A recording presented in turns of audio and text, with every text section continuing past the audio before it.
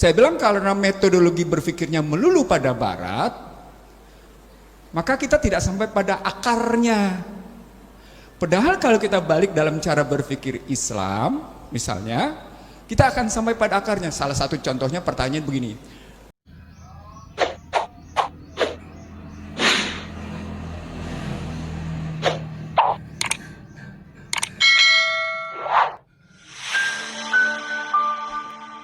Warahmatullahi wabarakatuh. Waalaikumsalam. Para pendengar radio Silaturahim, alhamdulillah kita telah terhubung dengan Bang Ihsanuddin Nursi pagi hari ini. Saya kalau udah telepon Bang Ihsanuddin Nursi ini suka deg-degan gitu. Karena kita itu kalau pagi nggak pernah janjian mau bahas apa gitu. Apalagi yang mau ditanya hari ini ya. Nah, itu juga hari ini gitu Pak Ustadz. Bang Ihsanuddin Nursi ini saya mengenal itu seperti gayanya Bang Nuim gitu. Kalau Bang Nuim di bidang media dan pengamatan internasional, kalau Bang Ihsanuddin Nursi ini lebih luas lagi gitu. Saya ketemu Bang Faisal Motik, mentor saya di Remaja Islam Sunda Kelapa dulu. San, gue ketemu orang San. Ini orang luar biasa katanya. Dia sebutin cerita-cerita siapa orangnya. Bang Ihsanuddin Nursi, mangkenya dan dengerin Rasil katanya. Nah, pagi hari ini Bang Ihsanuddin Nursi kita ingin tahu nih Bang. Ini negeri sudah luar biasa, ekonomi, masyarakat banyak yang baper, di dunia mana juga nggak ada yang tandingan presiden jadi gabung gitu. Ini memang negeri-negeri luar biasa gitu. Nah, Bang Ihsanuddin Nursi kan begaul kemana-mana Bang. Dan Bang Ihsanuddin Nursi sering ingatkan kembali ke Al-Quran, kembali ke Al-Quran. Ngomongnya enak gitu, tapi kan ngejalaninnya nggak semudah itu gitu.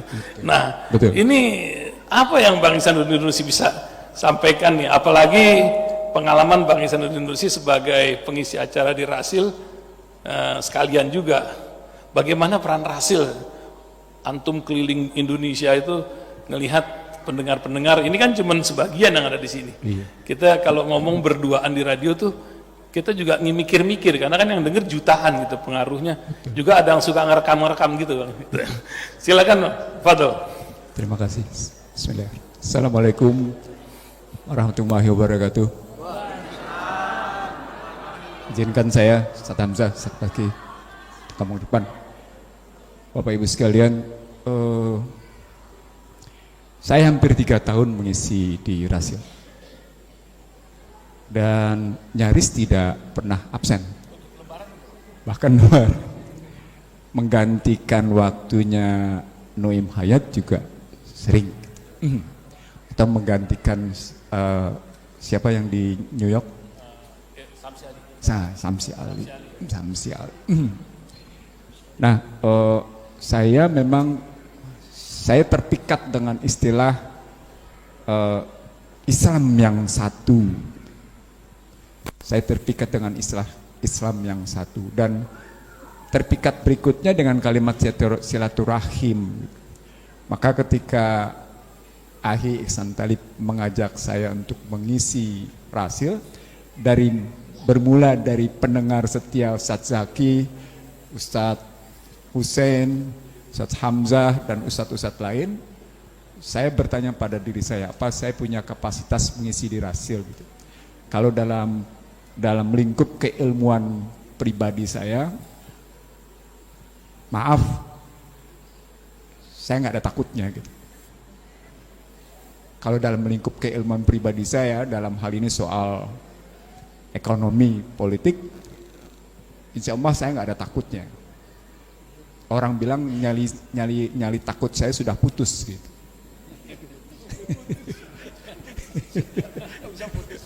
Iya, nabrak aja gitu. Dengan catatan tentu, catatannya saya punya referensi, saya punya data, saya punya analisis metodologi. Tapi orang lupa bahwa referensi saya sesungguhnya bukan lagi referensi pemikiran barat. Kepustakaan saya memang kepustakaan barat. Tapi ketika saya sedang merinding mengucapkan ke hadapan pendengar Rasil dan ke Bapak Ibu sekalian. Sesungguhnya referensi saya bukan lagi referensi pemikiran barat. Referensi saya sudah balik ke Al-Quran dan hadis. Itu yang membuat saya nyali putusnya bukan lagi sudah hanyut aja sudah, tabrak aja. Gitu. Sepanjang tadi yang disebut oleh Ustadz Hussein dalam lingkup watawasobil sobr. Tapi bagaimana menerjemahkan tadi watawasobil haq, watawasobil sobr? Untuk mendapatkan yang hak dan yang sober itu ternyata perjalanannya panjang, tidak gampang, gitu, tidak mudah. Makanya tadi sampaikan oleh Akhi Ihsan Talib, ngomong balik ke Al-Quran gampang ke hadis. Sesungguhnya terpulang pada, tadi sudah disebut juga sama Ustadz Hussein, terpulang pada tingkat keimanan dan keilmuan kita. Tadi Ustadz Hamzah juga nyebut, ada 20 disiplin, ada 13 disiplin. Saya cuma punya 4 disiplin dalam hidup saya. Saya punya disiplin teknik industri. Saya punya disiplin hukum. Saya punya disiplin moneter. Dan itu bukan Islam lagi. Saya punya disiplin ilmu ekonomi makro. Lalu bagaimana menarik 4 disiplin ini? Disitulah saya berkali-kali menyebut Bapak Ibu sekalian sebagai pembelajaran. Subhanallah, astagfirullah. Bagaimana menggunakan Al-Quran, bagaimana menggunakan hadis sebagai teropong, sebagai pisau analisis atas apa yang kita hadapi. Di situ saya ketemu ayat jika disebut sebagai Al-Quran sebagai penyembuh, Al-Quran sebagai penenang hati, maka sesungguhnya terpulang pada tingkat keilmuan dan keimanan kita untuk menyatakan bahwa memang Al-Quran adalah penyembuh dan penenang hati. Maka membacanya membaca balik ke otak atau membaca balik ke kolbu. Ada perbedaan. Membaca balik ke otak, ya tafakkaruna, dan balik ke kolbu, yazkuruna, itu berbeda. Istilahnya kalau pegang handphone, masukinnya kemana? Ke memorinya atau ke prosesornya? Masukinnya kemana? Ke memorinya atau ke prosesornya? Kalau tadi disebut ilm dari Ustadz Hamzah, mestinya masuknya ke kalbu dia. Ke kalbu dia. Dari kalbu baru naik ke yatafakkarun, ke pola pikir. Subhanallah, astagfirullah. Kalau mengambil, maaf saya belum lama saya berdebat tajam dengan satu organisasi yang cukup berpengaruh di Indonesia, dalam organisasinya profesi yang sangat berpengaruh dalam dunia kesehatan, tapi tidak saya sebut ya, karena yang satu dokternya pro, yang satu dokternya kontra dalam hal yang sedang in sekarang, soal vaksin, soal, saya nggak usah sebut organisasinya apa gitu. Saya bilang karena metodologi berpikirnya melulu pada barat, maka kita tidak sampai pada akarnya. Padahal kalau kita balik dalam cara berpikir Islam, misalnya, kita akan sampai pada akarnya. Salah satu contohnya pertanyaan begini, Ihsan Talib, saya ingin mengatakan begini. Pernah dengar seorang dokter dalam YouTube rame-rame menyatakan begini, coba bayangkan apakah dokter mengerti jika dalam rangka pengobatan COVID-19 berbagai obat masuk ke dalam tubuh manusia, belasan obat, apakah dokter bisa menjawab tubuh manusia itu, di dalam tubuh manusia itu reaksi obatnya kayak apa gitu? Pernah dengar gitu ya? Ada dokter yang ngomong kayak gitu ya. Lalu kemudian serta-merta disahuti oleh berbagai dokter seluruh Indonesia, sampai dokter yang bersangkutan dipanggil ke penegak hukum gitu. Saya dalam respon saya, nah ini pertanyaan menarik, disiplin ilmu apa yang bisa menjawab ini gitu. Jujur saya sampaikan pada Bapak Ibu, disiplin ilmu apa yang bisa menjawab? Ternyata, maaf ya, tidak ada satu disiplin ilmu yang bisa ngejawab di Indonesia. Subhanallah, astagfirullah. YouTube yang dari Rasil yang Selasa pagi itu kemudian disebarluaskan di YouTube Rasil sampai ke Kyoto, sampai ke Melbourne, sampai ke Singapura, sampai ke Israel. Itu yang diangkat oleh Radio Rasil. Dan ternyata pertanyaan saya itu seperti itu didengar sama mereka. Lalu muncullah jawaban dari anak Indonesia, orang Indonesia yang sedang mengambil studi S3 kimia, khususnya kimia di Kyoto. Bang, saya coba jawab ya, katanya. Bapak Ibu sekalian, subhanallah, astagfirullah, dia jawabnya dengan research. Dia bikin makalah. Jawabannya yang pertama, Indonesia ketinggalan zaman 70 tahun untuk yang namanya ilmunya chemical coordination. Dan itu tidak ada dalam kurikulum fakultas biologi, tidak ada dalam kurikulum fakultas kimia, tidak ada dalam kurikulum fakultas kedokteran, tidak ada dalam kurikulum fakultas ilmu kesehatan. Nggak ada tuh chemical coordination. Dia bikin riset itu 70 tahun. Lalu dia bandingkan antara Indonesia, Malaysia, Singapura, dan Jepang. Hasilnya lebih menyedihkan lagi. Indonesia tidak punya labnya untuk menganalisis chemical coordination. Singapura, Malaysia, Jepang masing-masing punya labnya. Lalu saya bertanya, bagaimana dong kalau gitu menganalisis dari berbagai macam obat? Saya tidak mengerti kalau di Indonesia kayak apa. Nah, apa relasinya dengan perdebatan dua dokter yang pro dan kontra vaksin tadi? Dia bilang, yang dokter yang kontra tadi menyatakan, abang salah. Bukan 70 tahun kita ketinggalan zaman, katanya. Si dokter perempuan itu mengatakan, kita ketinggalan zaman 128 tahun. Masya Allah. Subhanallah, saya bilang. Saya tidak ingin meneruskan perdebatan tajam yang tidak ketemu itu gitu. Tapi saya ambil ke dalam ilmu saya. Ini berarti ada problematik dalam perspektif, saya menyebutnya ke Kementerian Kesehatan, saya menyebutnya ke Ibu Dokter Siti Fadilah Supari, saya menyebutnya ke sejumlah teman-teman yang jago-jago dalam bidang. Ini bagian apa yang disebut sebagai ekonomi politik kesehatan. Di mana, maaf ya, di mana farmasi mendikte. Muncullah kajian saya tentang ekonomi politik kesehatan yang saya sampaikan di Kementerian Kesehatan. Begini cara pandang saya tentang ekonomi politik kesehatan. Maaf, ini pun ilmu langka tentang ekonomi politik kesehatan, langka sekali. Misalnya tentang studi berapa banyak orang Indonesia yang berangkat ke Malaysia, apakah itu ke yang untuk jantung itu gitu, atau Anda berangkat ke di Malaysia ada 3 tempat, atau berapa banyak orang Indonesia berangkat ke Singapura, atau berangkat ke Australia, atau bahkan khusus untuk perempuan yang sekarang ini ramai, berangkat ke Bangkok atau ke Seoul, Korea dalam rangka maaf ya maaf, atau berangkat langsung ke Jerman, atau berangkat langsung ke Amerika. Studi itu kemudian dilengkapi lebih dalam keberanian orang Indonesia untuk mengikuti sesuatu yang tidak dia tahu. Misalnya yang penting dia dapetin. Apa poinnya? Ternyata orang Indonesia itu sama seperti orang kebanyakan di tempat lain, seperti studinya Sustainable Development Goals. Apa itu?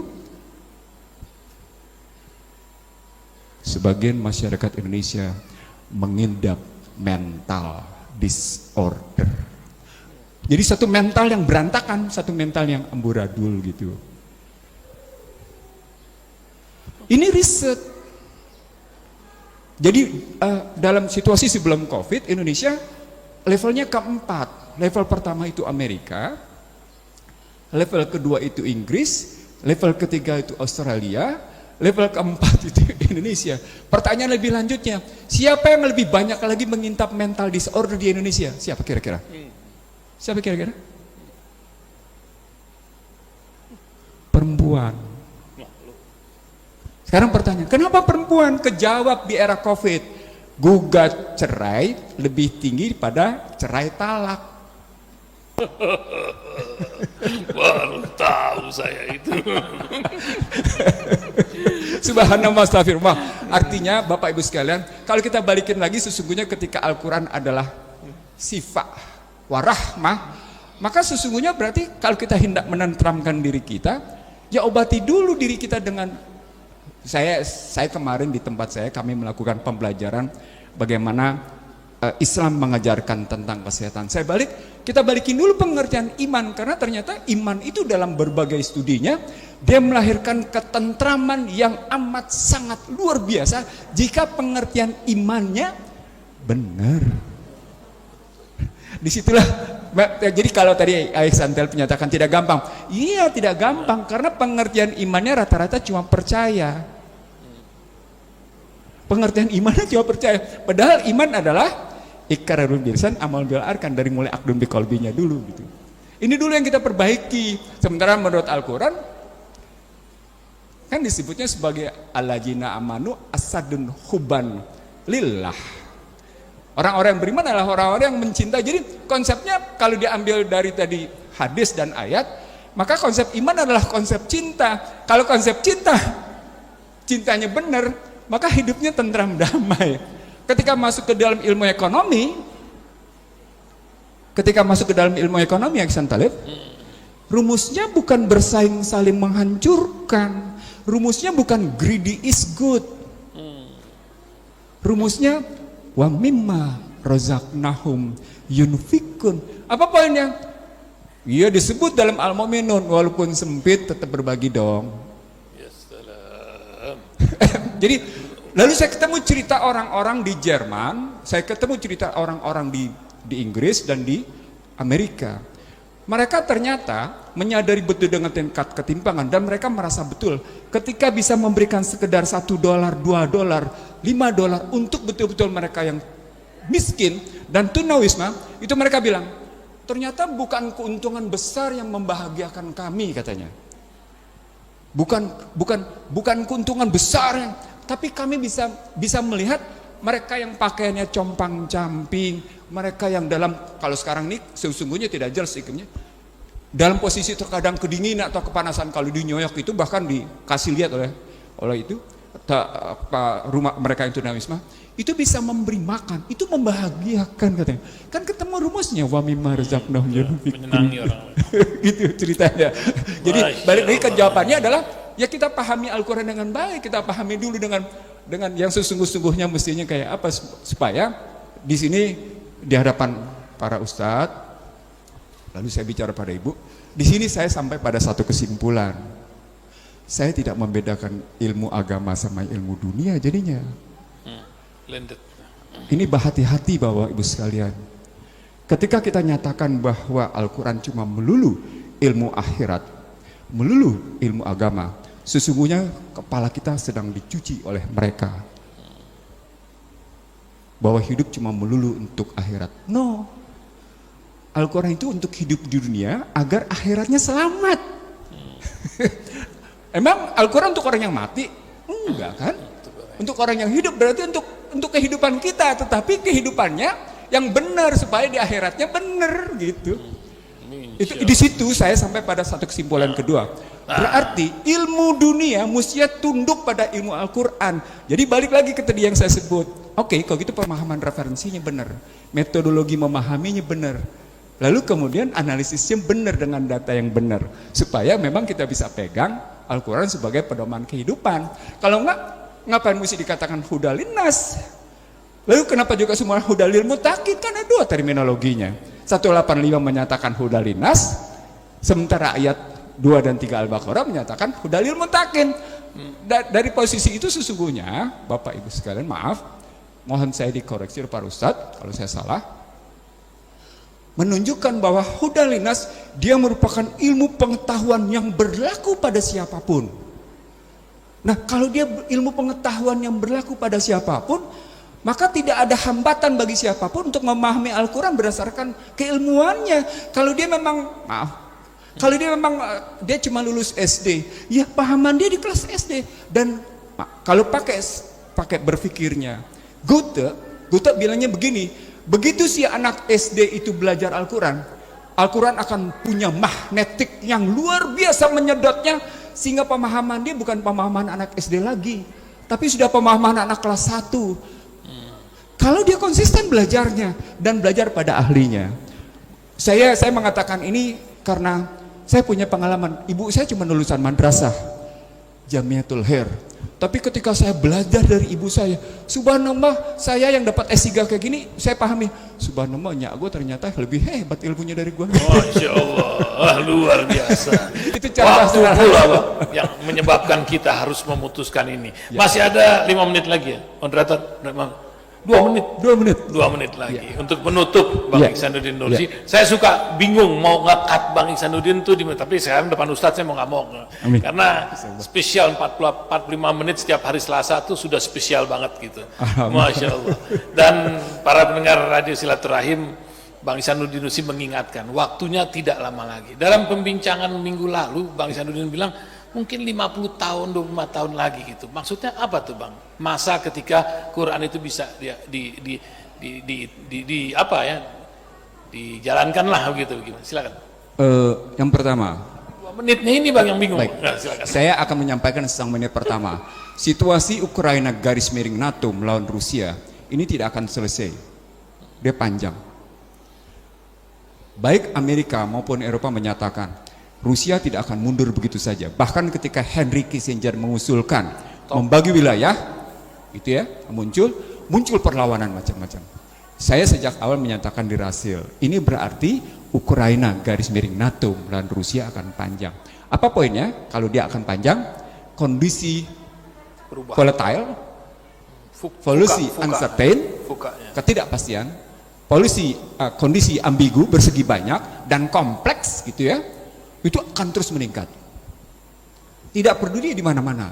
Anda bisa lihat, misalnya saya mengkritik pertemuan US Asian Summit di Washington kemarin. Itu malah menunjukkan kondisi VUCA akan terus naik. Pertanyaan berikutnya, sampai kapan kira-kira puncak naik? Saya jawab berdasarkan studi yang saya punya. 2035, 2040 itu Cina akan dalam posisi sudah berhasil, bukan lagi berada dalam posisi setara, tapi sudah mengalahkan Amerika. Muncul kajian mereka sendiri, anak Ihsan Talib. Ini kajian baru muncul 2 hari lalu.